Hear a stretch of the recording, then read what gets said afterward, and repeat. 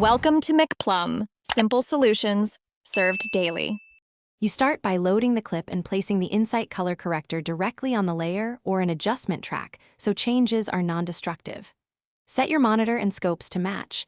Once done, set a neutral white balance and correct gross exposure with the offset control. You want to remove obvious color casts and clamp highlights before fine work. Make small moves of 0, 1, 0, 3 stops and toggle the effect to compare. This first pass establishes a neutral baseline for targeted corrections. Now you apply targeted adjustments to refine color. Use the eyedropper on a known neutral to anchor midtones, then shape shadows, mids, and highlights with lift, gamma, and gain controls. Make paired adjustments to preserve contrast. Next, employ hue versus hue and hue versus saturation curves to tame specific tones like skin or sky.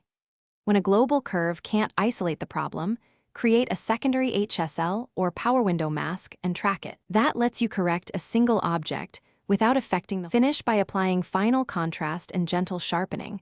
And if you use a LUT, check input/output levels to avoid clipping. Make sure skin tones fall along the vector scope flesh line. Once done, toggle before / after to confirm consistency. If you see banding or posterization, add a tiny amount of dithering or film grain and verify your timeline bit depth. That usually fixes artifacts.